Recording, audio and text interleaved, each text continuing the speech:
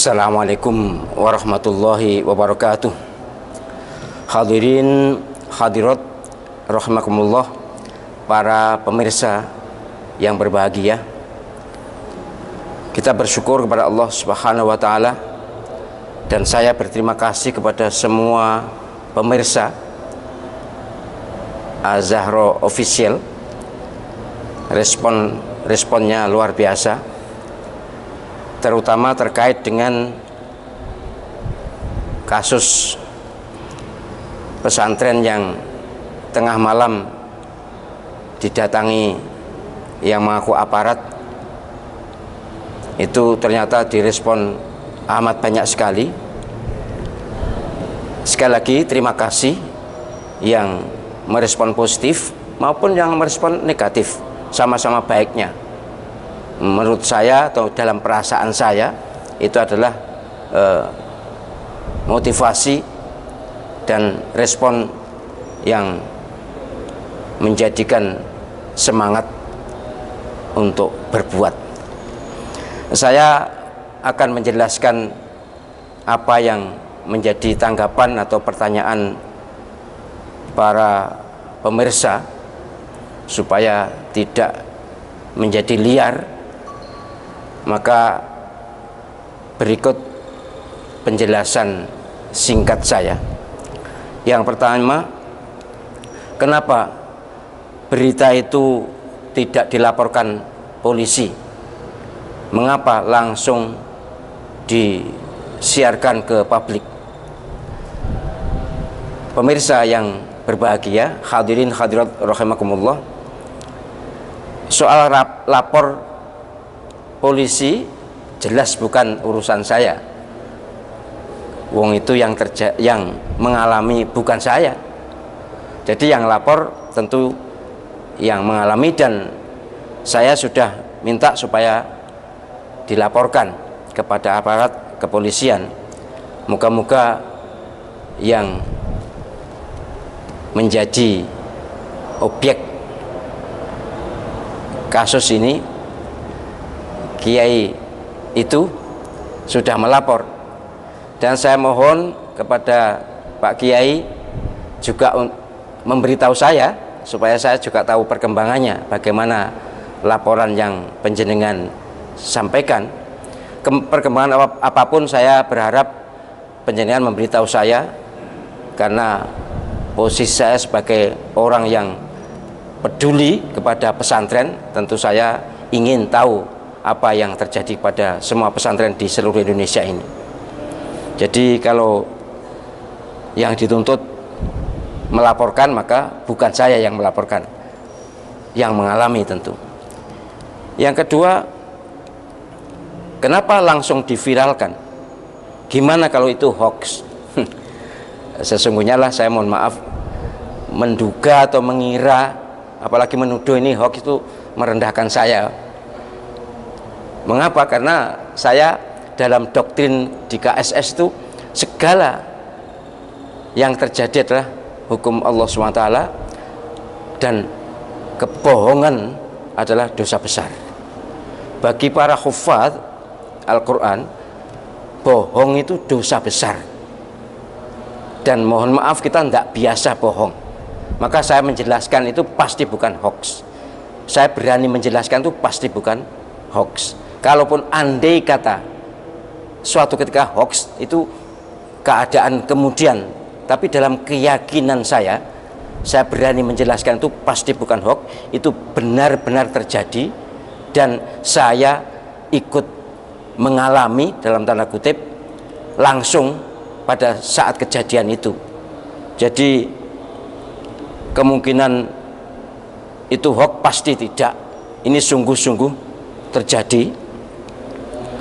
Maka saya sebagai, sekali lagi, sekretaris Dewan Pembina Yayasan Penguatan Peran Pesantren seluruh Indonesia, tentu merasa perlu agar segera diambil langkah preventif. Ya, laporan kan juga mesti ada waktunya melapor kapan, kemudian mendapat respon kapan, kan kita juga tidak bisa memaksa aparat untuk langsung menanggapi. ya itu terserah prosedur mereka. Tapi saya sebagai orang yang peduli pesantren, saya tidak ingin kejadian itu menyusul hanya karena menunggu laporan. Jadi segera saya viralkan, segera saya infokan adalah tindakan preventif agar tidak terjadi, agar ada semacam kepedulian dari semua orang yang mengelola pesantren, juga kepada aparat dan pejabat, supaya tahu ada masalah seperti ini. Toh saya tidak memprovokasi kan, saya tidak menghujat kan, bahasa saya adalah mengajak waspada agar semua pesantren mengambil langkah preventif supaya tidak terjadi hal yang sama. Saya juga tidak memfitnah, juga tidak menghujat.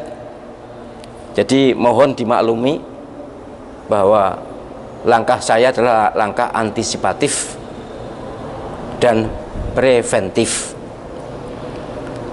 Kepada para pengkritik atau yang merasa kurang pas dengan apa yang saya lakukan, ya monggo, panjenengan punya hak yang sama dengan saya untuk berbuat atau tidak berbuat. Itu adalah pilihan, dan tentu saya punya pertimbangan yang sudah saya pikir masak-masak selama 2 hari. Ada yang bertanya tentang siapa oknum itu. Ya mohon maaf ya, kalau soal siapa oknum, kalaupun kita tahu pasti, maka bukan kewajiban saya untuk memberitahu. Saya juga tidak tahu pasti siapa itu. Ya menjadi tugas aparat jika memang itu perlu dilacak. Tapi bagi saya, tugas saya adalah memberitahukan ada tindakan seperti itu. Katakanlah kalau kita laporan ada maling, ya tugas kita menjelaskan ada pencuri kan. Tapi kan kita tidak tahu, bahkan tidak berkewajiban memberitahukan pencurinya ini, ya susah juga. Kalaupun misalnya ada pemeriksaan, ya tentu, tapi saya sejujurnya saya tidak tahu siapa pelakunya. Kemudian di daerah mana, siapa kiainya, apa pesantrennya, mohon maaf ya, saya ini sebagai konsultan sudah puluhan tahun, sebagai penerima pengaduan sudah puluhan tahun. Saya selalu menjaga privasi, hak pribadi yang melapor. Saya tahu bahwa tidak semua orang mau diketahui identitasnya dalam kaitan hukum, dan itu adalah hak masing-masing orang kan. Di daerah mana, ya saya belum bisa memberitahukan supaya tidak ada keresahan di daerah yang saya sebutkan. Pesantren apa tentu ya bukan menjadi keharusan untuk diberitahukan. Pasti benar, bukan hoax, ada pesantrennya kok. Kiainya siapa, apalagi kalau nama kiai, tentu saya harus melindungi, harus menjaga privasi dia. Sehingga saya berharap semua bisa memaklumi kalau hal-hal yang terkait dengan identitas tidak saya ungkap dalam kesempatan kemarin itu. Ada yang menyatakan, lu pesantren itu kan dekat dengan pejabat, atau pejabat itu kan dekat dengan pesantren. Iyalah, kalau pesantren-pesantren besar iyalah. Tapi kalau pesantren kecil dan umumnya pesantren tahfidz itu belum besar atau bukan besar, kecil. Karena memang saya juga tegaskan kepada para pengasuh pesantren tahfidz, jangan ngoyo mencari santri, tapi jaga yang sudah ada itu. Karena menjadi kiai tahfidz itu sangat berat, sangat-sangat berat. Jadi jangan kebelet punya santri banyak kalau tahfidznya. Maka semua pesantren tahfidz adalah relatif kecil. Ada yang besar ada, tapi yang sebagian besar adalah memang pesantren kecil. Kemudian ada yang juga ya lucu sih menurut saya. Ini jangan-jangan residu pilpres, bekas-bekas pilpres. Mohon maaf ya, ini juga sebenarnya juga tidak nyaman didengar itu. Masa saya dianggap masih model-model baper terkait pilpres. Pilpres kan sudah selesai. Yang sudah terjadi, terjadilah. dan itu keputusan Allah SWT. Kita harus ridho kepada Allah SWT bahwa dengan yang berkompetisi terserah masing-masing. Tapi kan saya tidak pernah berbicara terkait pilpres kemudian mengait-ngaitkan dengan kasus-kasus itu, enggak. Sudah selesai, bahkan mohon maaf ya, 01 dan 02 kan sudah menyatu. Ngapain kita yang tidak dapat apa-apa kok masih gondok, masih ya baper. Jadi itu terus terang ya semacam apa ya, ya dugaan yang tidak berdasar. Dan menurut saya ya janganlah kita terlalu banyak berburuk sangka kepada orang yang pantasnya tidak diburuk sangkai. Dan saya mohon maaf kalau saya bicara soal PKI ya, enggak usah, panjenengan enggak usah terlalu baper, bawa perasaan. Kan panjenengan bukan PKI.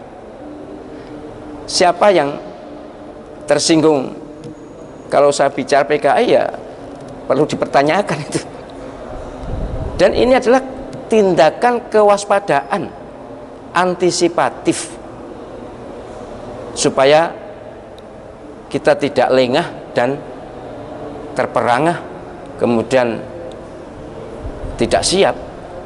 Jadi kalau apa-apa dikaitkan dengan PKI ya memang yang pernah memberontak di negeri ini kan PKI, dan yang tidak cocok dengan dasar negara Pancasila kan PKI. Apalagi ya penduduk negeri ini kan bukan PKI. Harusnya semuanya setuju dan kompak kalau kita mewaspadai PKI.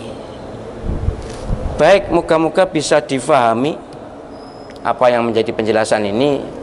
Hal-hal yang terkait dengan privasi mari kita hormati ya.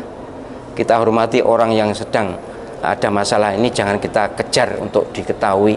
Penjenengan percaya kepada saya boleh, tidak percaya tidak apa-apa, tapi tujuan saya menjelaskan, menyiarkan ini adalah untuk tindakan antisipatif, untuk tindakan kewaspadaan. Saya yakin aparat dan pejabat juga senang kok kalau ada para ulama yang mengingatkan warganya, mengingatkan umatnya akan adanya kemungkinan bahaya, untuk agar kita selamat dari gangguan siapapun, dimanapun dan kapanpun.